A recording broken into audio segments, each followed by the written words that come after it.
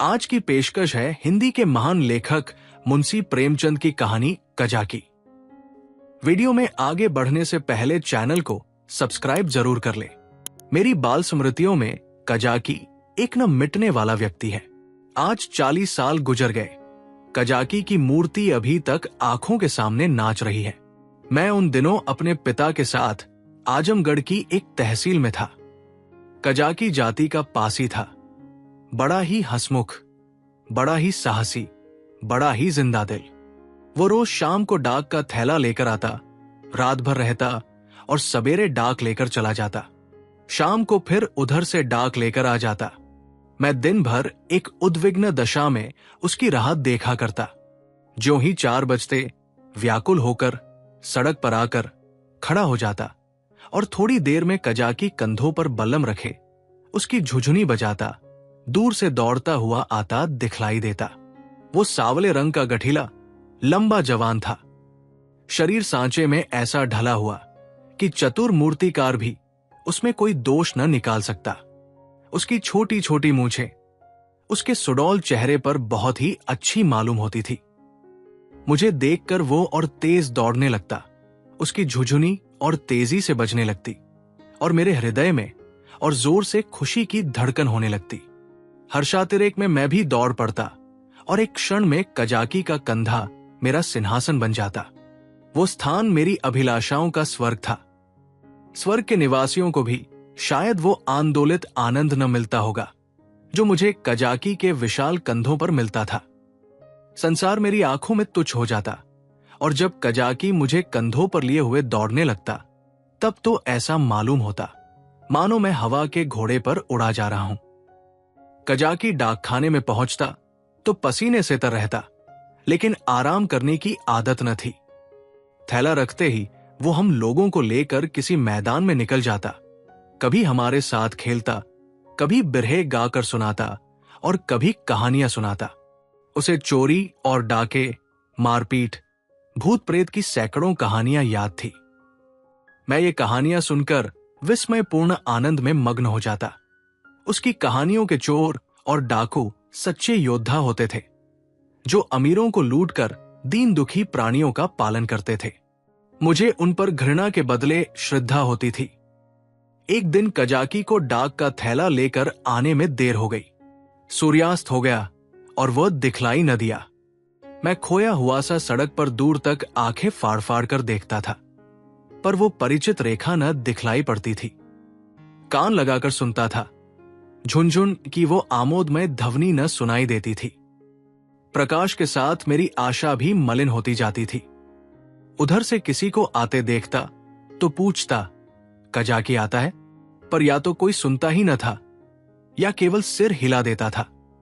सहसा झुनझुन की आवाज कानों में आई। मुझे अंधेरे में चारों ओर भूत ही दिखलाई देते थे। यहां तक कि माता जी के कमरे में ताक पर रखी हुई मिठाई भी अंधेरा हो जाने के बाद मेरे लिए त्याज्य हो जाती थी। लेकिन वो आवाज सुनते ही मैं उसकी तरफ जोर से दौड़ा।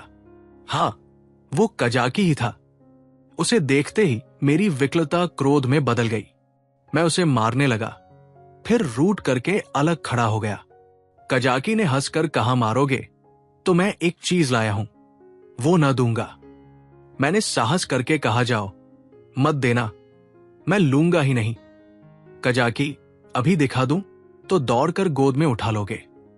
मैंने पिघल कर कहा, अच्छा, दिखा दो। कजाकी, तो आकर मेरे कंधों पर बैठ जाओ, भाग चलो। आज बहुत देर हो गई है, बाबूजी बिगड़ रहे होंगे। मैंने अकड़ कर कहा, पहले दिखा।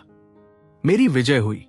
अगर कजाकी को देर का डर न होता और वो 1 मिनट भी और रुक सकता तो शायद पांसा पलट जाता।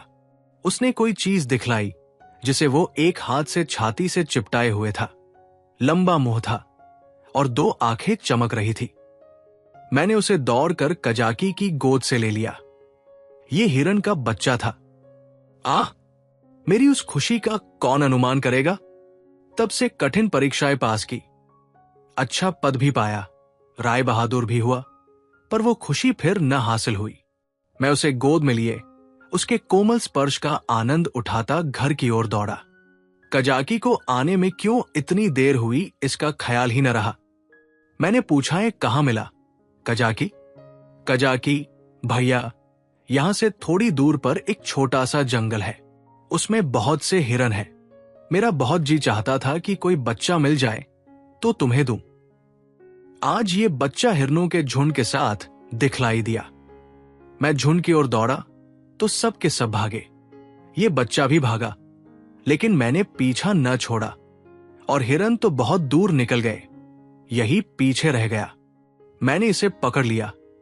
इसी से इतनी देर हुई। यो बातें करते हम दोनों डाकखाने पहुंचे।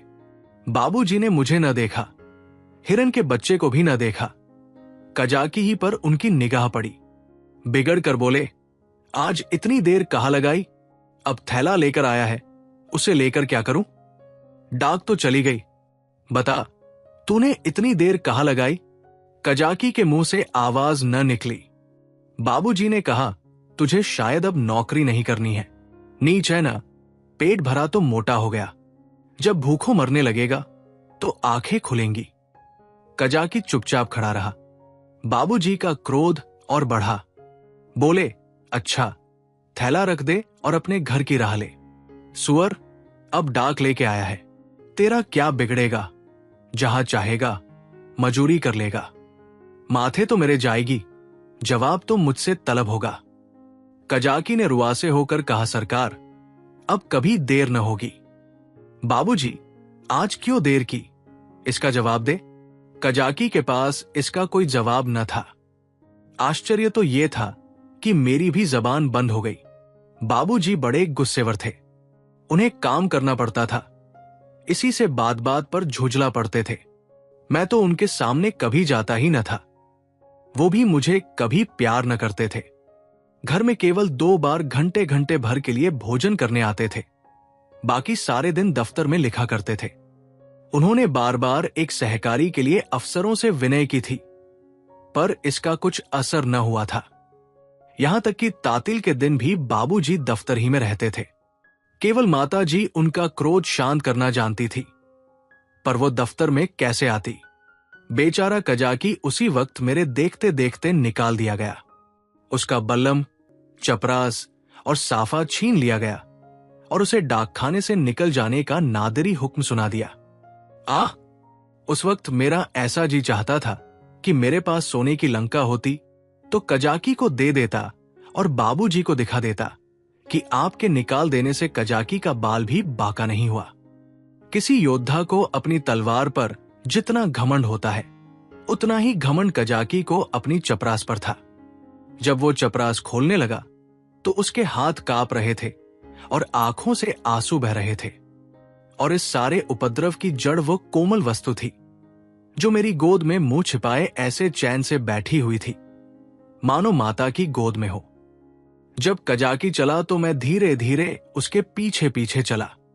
मेरे घर के द्वार पर आकर कजाकी ने कहा, भैया, अब घर जाओ। सांझ हो गई। मैं चुपचाप खड़ा अपने आंसुओं के वेग को सारी शक्ति से दबा रहा था। कजाकी फिर बोला, भैया, मैं कहीं बाहर थोड़े ही चला जाऊंगा, फिर आऊंगा और तुम्हें कंधों पर बैठा कर कुदाऊंगा। बाबूजी ने नौकरी ले ली है तो क्या इतना भी न करने देंगे? तुमको छोड़कर मैं कहीं न जाऊंगा। भैया, जाकर अम्मा से कह दो कजाकी जाता है, उसका कहा सुना माफ करें। मैं दौड़ा हुआ घर गया, लेकिन अम्मा जी को कुछ कहने के बदले बिलख बिलख कर रोने लगा। अम्मा जी रसोई के बाहर निकलकर पूछने लगी, क्या हुआ बेटा, किसने मारा? बाबूजी ने कुछ कहा है? अच्छा, रह तो जाओ, आज घर आते हैं तो पूछती हूं। जब देखो मेरे लड़के को मारा करते हैं। चुप रहो बेटा, अब तुम उनके पास कभी मत जाना। मैंने बड़ी मुश्किल से आवाज संभाल कर कहा कजाकी। अम्मा ने समझा कजाकी ने मारा है। बोली, अच्छा, आने दो कजाकी को, देखो खड़े खड़े निकलवा देती हूं। हरकारा होकर मेरे राजा बेटा को मारे। आज ही तो साफा, बल्लम सब छिनवाए लेती हूं। वाह, मैंने जल्दी से कहा नहीं। कजाकी ने नहीं मारा, बाबूजी ने उसे निकाल दिया है। उसका साफा, बल्लम छीन लिया चपरास भी ले ली। अम्मा, ये तुम्हारे बाबूजी ने बहुत बुरा किया। वो बेचारा अपने काम में इतना चौकस रहता है, फिर उसे क्यों निकाला? मैंने कहा आज उसे देर हो गई थी। ये कहकर मैंने हिरन के बच्चे को गोद से उतार दिया। घर में उसके भाग जाने का भय न था। अब तक अम्मा जी की निगाह भी उस पर न पड़ी थी। उसे फुदकते देखकर वो सहसा चौंक पड़ी और लपक कर मेरा हाथ पकड़ लिया कि कहीं ये भयंकर जीव मुझे काट न खाए। मैं कहा तो फूट फूट कर रो रहा था और कहा अम्मा की घबराहट देखकर खिलखिलाकर हंस पड़ा। अम्मा, अरे ये तो हिरन का बच्चा है, कहाँ मिला? मैंने हिरन के बच्चे का सारा इतिहास और उसका भीषण परिणाम आदि से अंत तक कह सुनाया। अम्मा, ये इतना तेज भागता था कि कोई दूसरा होता तो पकड़ ही न सकता। सनसन हवा की तरह उड़ता चला जाता था। कजाकी पांचच घंटे तक इसके पीछे दौड़ता रहा, तब कहीं जाकर बच्चा मिले। अम्मा जी, कजाकी की तरह कोई दुनिया भर में नहीं दौड़ सकता, इसी से तो देर हो गई, इसलिए बाबूजी ने बेचारे को निकाल दिया।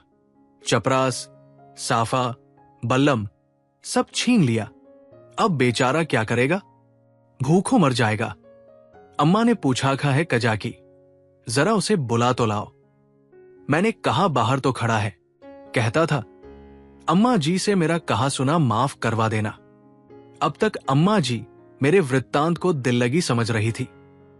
शायद वो समझती थी कि बाबूजी ने कजाकी को डांटा होगा, लेकिन मेरा अंतिम वाक्य सुनकर संशय हुआ कि सचमुच तो कजाकी बर्खास्त नहीं कर दिया गया। बाहर आकर कजाकी पुकारने लगी, पर कजाकी का कहीं पता न था। मैंने बार बार पुकारा, लेकिन कजाकी वहां न था। खाना तो मैंने खा लिया, बच्चे शौक में खाना नहीं छोड़ते, खासकर जब रबड़ी भी सामने हो। मगर बड़ी रात तक पड़े पड़े सोचता रहा। मेरे पास रुपए होते तो 1 लाख रुपए कजाकी को दे देता और कहता बाबूजी से कभी मत बोलना, बेचारा भूखों मर जाएगा। देखूं कल आता है कि नहीं। अब क्या करेगा आकर? मगर आने को तो कह गया है, मैं कल उसे अपने साथ खाना खिलाऊंगा। यही हवाई किले बनाते बनाते मुझे नींद आ गई। दूसरे दिन मैं दिन भर अपने हिरन के बच्चे की सेवा सत्कार में व्यस्त रहा। पहले उसका नामकरण संस्कार हुआ, मुन्नू नाम रखा गया। फिर मैंने उसका अपने सब हमजोलियों और सहपाठियों से परिचय कराया। दिन ही भर में वो मुझसे इतना हिल गया कि मेरे पीछे पीछे दौड़ने लगा। इतनी ही देर में मैंने उसे अपने जीवन में एक महत्वपूर्ण स्थान दे दिया। अपने भविष्य में बनने वाले विशाल भवन में उसके लिए अलग कमरा बनाने का भी निश्चय कर लिया। चारपाई, सैर करने की फिटन आदि की भी आयोजना कर ली। लेकिन संध्या होते ही मैं सब कुछ छोड़ छाड़ कर सड़क पर जा खड़ा हुआ और कजाकी की बाट जोहने लगा। जानता था कि कजाकी निकाल दिया गया है, अब उसे यहां आने की कोई जरूरत नहीं रही। फिर न जाने मुझे क्यों ये आशा हो रही थी कि वो आ रहा है। एकाएक मुझे ख्याल आया कि कजाकी भूखों मर रहा होगा। मैं तुरंत घर आया। अम्मा दिया बत्ती कर रही थी। मैंने चुपके से एक टोकरी में आटा निकाला। आटा हाथों में लपेटे टोकरी से गिरते आटे की एक लकीर बनाता हुआ भागा। जाकर सड़क पर खड़ा हुआ ही था कि कजाकी सामने से आता दिखलाई दिया। उसके पास बल्लम भी था, कमर में चपरास भी थी, सिर पर साफा भी बंधा हुआ था। बल्लम में डाक का थैला भी बंधा हुआ था।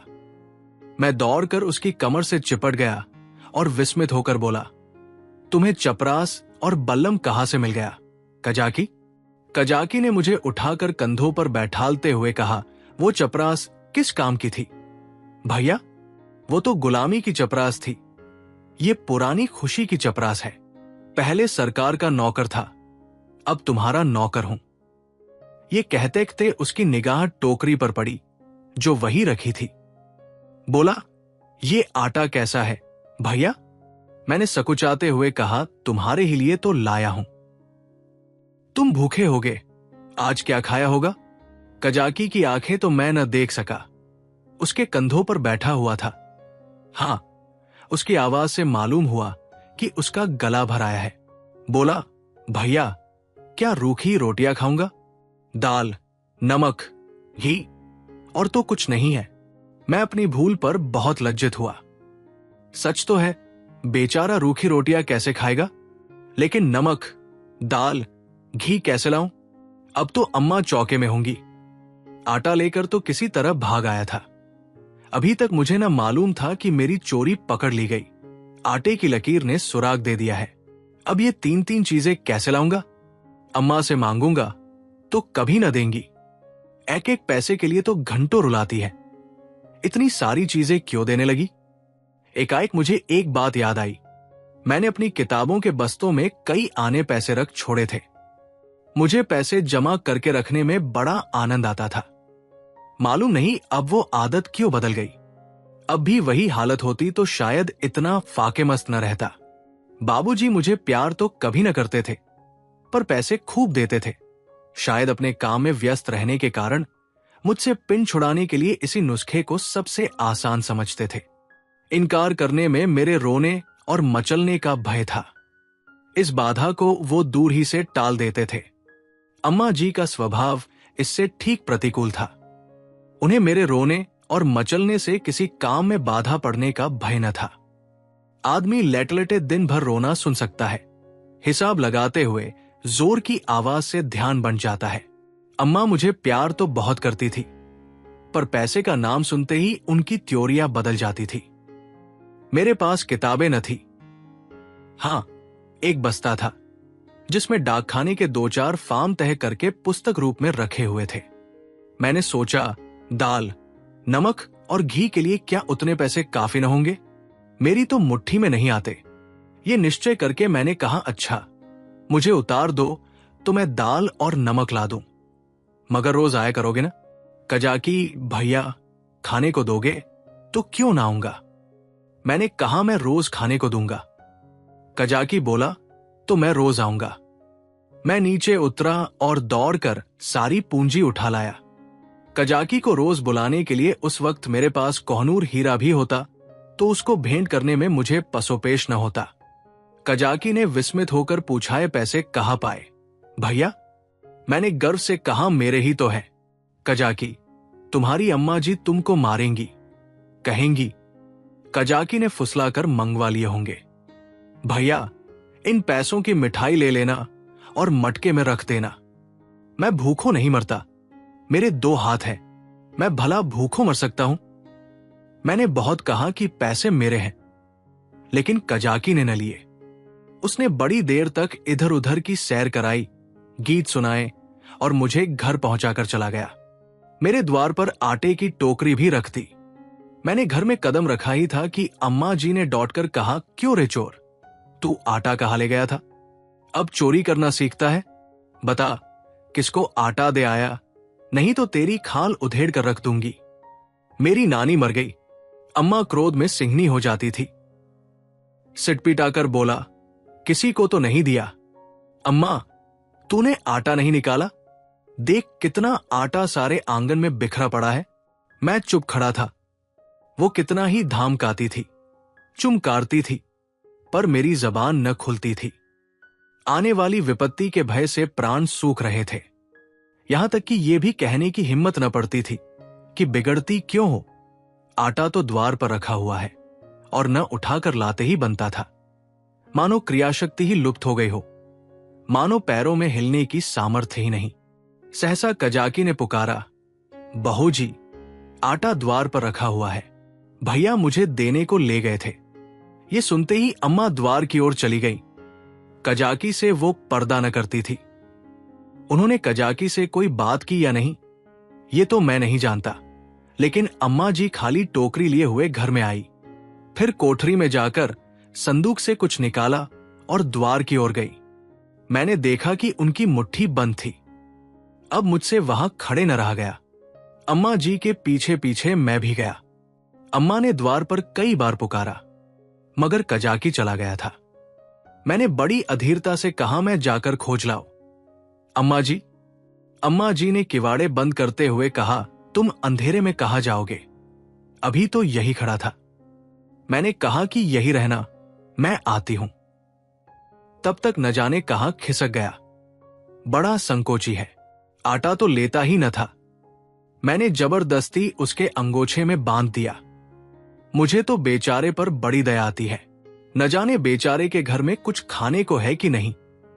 रुपए लाई थी कि दे दूंगी, पर न जाने कहां चला गया। अब तो मुझे भी साहस हुआ। मैंने अपनी चोरी की पूरी कथा कह डाली। बच्चों के साथ समझदार बच्चे बनकर मां बाप उन पर जितना असर डाल सकते हैं, जितनी शिक्षा दे सकते हैं, उतने बूढ़े बनकर नहीं। अम्मा जी ने कहा, तुमने मुझसे पूछ क्यों न लिया? क्या मैं कजाकी को थोड़ा सा आटा न देती? मैंने इसका उत्तर न दिया। दिल में कहा, इस वक्त तुम्हें कजाकी पर दया आ गई है, जो चाहे दे डालो। लेकिन मैं मांगता तो मारने दौड़ती। हां, यह सोचकर चित्त प्रसन्न हुआ कि अब कजाकी भूखों न मरेगा। अम्मा जी उसे रोज खाने को देंगी और वो रोज मुझे कंधों पर बिठाकर सैर कराएगा। दूसरे दिन मैं दिन भर मुन्नू के साथ खेलता रहा। शाम को सड़क पर जाकर खड़ा हो गया, मगर अंधेरा हो गया और कजाकी का कहीं पता नहीं। दिए जल गए, रास्ते में सन्नाटा छा गया, पर कजाकी ना आया। मैं रोता हुआ घर आया। अम्मा जी ने पूछा, क्यों रोते हो बेटा, क्या कजाकी नहीं आया? मैं और जोर से रोने लगा। अम्मा जी ने मुझे छाती से लगा लिया। मुझे ऐसा मालूम हुआ कि उनका भी कंठ गदगद हो गया है। उन्होंने कहा, बेटा चुप हो जाओ, मैं कल किसी हरकारे को भेजकर कजाकी को बुलवाऊंगी। मैं रोते ही रोते सो गया। सवेरे ज्यों ही आंखें खुली, मैंने अम्मा जी से कहा, कजाकी को बुलवा दो। अम्मा ने कहा, आदमी गया है बेटा, कजाकी आता होगा। खुश होकर खेलने लगा। मुझे मालूम था कि अम्मा जी जो बात कहती है उसे पूरा जरूर करती है। उन्होंने सवेरे ही एक हरकारे को भेज दिया था। 10 बजे जब मैं मुन्नू को लिए हुए घर आया तो मालूम हुआ कि कजाकी अपने घर पर नहीं मिला। वो रात को भी घर न गया था। उसकी स्त्री रो रही थी कि न जाने कहां चले गए। उसे भय था कि वो कहीं भाग गया है। बालकों का हृदय कितना कोमल होता है, इसका अनुमान दूसरा नहीं कर सकता। उनमें अपने भावों को व्यक्त करने के लिए शब्द नहीं होते। उन्हें यह भी ज्ञात नहीं होता कि कौन सी बात उन्हें विकल कर रही है, कौन सा कांटा उनके हृदय में खटक रहा है, क्यों बार बार उन्हें रोना आता है, क्यों वे मन मारे बैठे रहते हैं, क्यों खेलने में जी नहीं लगता। मेरी भी यही दशा थी। कभी घर में आता, कभी बाहर जाता, कभी सड़क पर जा पहुंचता। आंखें कजाकी को ढूंढ रही थी। वो कहां चला गया? कहीं भाग तो नहीं गया? तीसरे पहर को मैं खोया हुआ सा सड़क पर खड़ा था। सहसा मैंने कजाकी को एक गली में देखा। हां, वो कजाकी ही था। मैं उसकी ओर चिल्लाता हुआ दौड़ा, पर गली में उसका पता न था। न जाने किधर गायब हो गया। मैंने गली के इस सिरे से उस सिरे तक देखा, मगर कहीं कजाकी की गंधा तक न मिली। घर जाकर मैंने अम्मा जी से ये बात कही। मुझे ऐसा जान पड़ा कि वो ये बात सुनकर बहुत चिंतित हो गई। इसके बाद 2-3 दिन तक कजाकी न दिखलाई दिया। मैं भी अब उसे कुछ कुछ भूलने लगा। बच्चे पहले जितना प्रेम करते हैं, बाद को उतने ही निष्ठुर भी हो जाते हैं। जिस खिलौने पर प्राण देते हैं, उसी को 2-4 दिन के बाद पटक कर फोड़ भी डालते हैं। 10-12 दिन और बीत गए। दोपहर का समय था। बाबूजी खाना खा रहे थे। मैं मुन्नू के पैरों में पीनस की पैजनियां बांध रहा था। एक औरत घूंघट निकाले हुए आई और आंगन में खड़ी हो गई। उसके कपड़े फटे हुए और मैले थे, पर गोरी सुंदर स्त्री थी। उसने मुझसे पूछा, भैया बहू जी कहाँ है? मैंने उसके पास जाकर उसका मुंह देखते हुए कहा, तुम कौन हो? क्या बेचती हो? औरत, कुछ बेचती नहीं हूं, तुम्हारे लिए ये कमल गट्टे लाई हूं।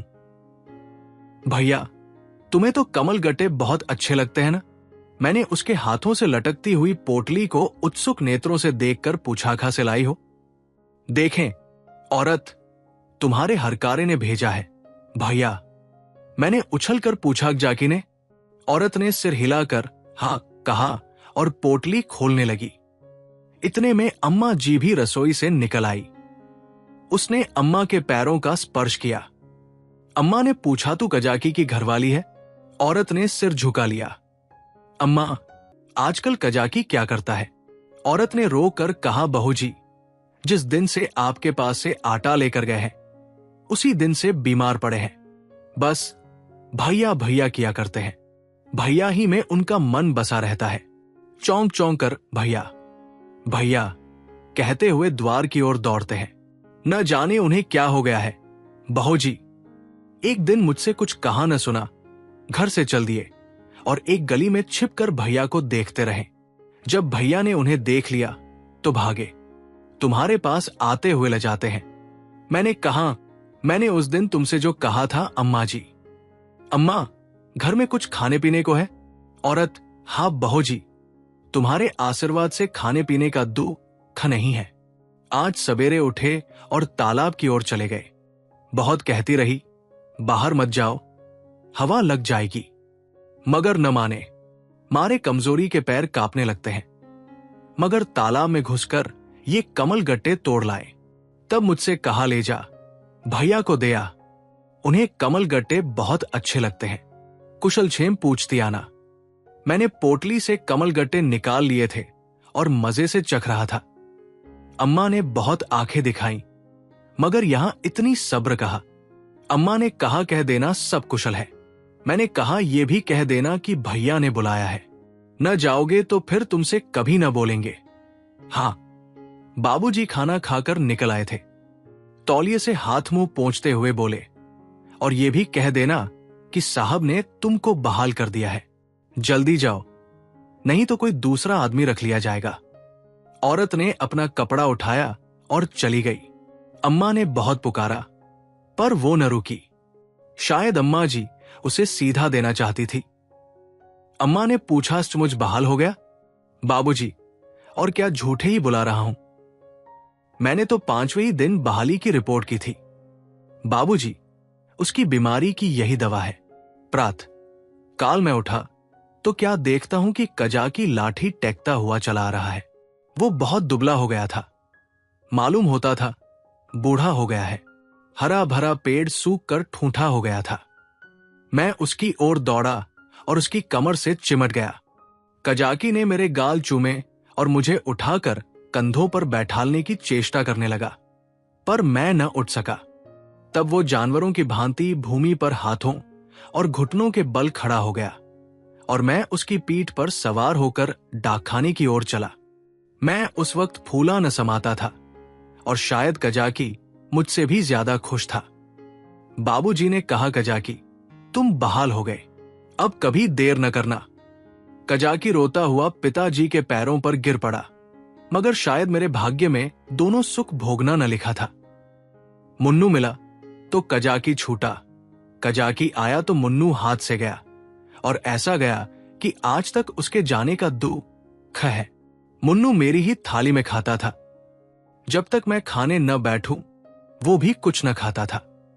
उसे भात से बहुत ही रुचि थी, लेकिन जब तक खूब ही न पड़ा हो उसे संतोष न होता था। वो मेरे ही साथ सोता था और मेरे ही साथ उठता भी था। सफाई तो उसे इतनी पसंद थी कि मलमूत्रा त्याग करने के लिए घर से बाहर मैदान में निकल जाता था। कुत्तों से उसे चिढ़ थी। कुत्तों को घर में न घुसने देता। कुत्ते को देखते ही थाली से उठ जाता और उसे दौड़कर घर से बाहर निकाल देता था। कजाकी को डाकखाने में छोड़कर जब मैं खाना खाने गया तो मुन्नू भी आ बैठा। अभी 2-4 ही कौर खाए थे कि एक बड़ा सा झबरा कुत्ता आंगन में दिखाई दिया। मुन्नू उसे देखते ही दौड़ा। दूसरे घर में जाकर कुत्ता चूहा हो जाता है। झबरा कुत्ता उसे आते देखकर भागा। मुन्नू को अब लौट आना चाहिए था, मगर वो कुत्ता उसके लिए यमराज का दूत था।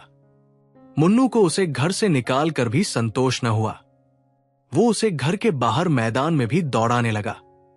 मुन्नू को शायद ख्याल न रहा कि यहां मेरी अमलदारी नहीं है। वो उस क्षेत्र में पहुंच गया था जहां झबरे का भी उतना ही अधिकार था जितना मुन्नू का। मुन्नू कुत्तों को भगाते भगाते कदाचित अपने बाहुबल पर घमंड करने लगा था। वो ये न समझता था कि घर में उसकी पीठ पर घर के स्वामी का भय काम किया करता है। झबरे ने इस मैदान में आते ही उलटकर मुन्नू की गर्दन दबा दी। बेचारे मुन्नू के मुंह से आवाज तक न निकली। जब पड़ोसियों ने शोर मचाया तो मैं दौड़ा। देखा तो मुन्नू मरा पड़ा है और झबरे का कहीं पता नहीं।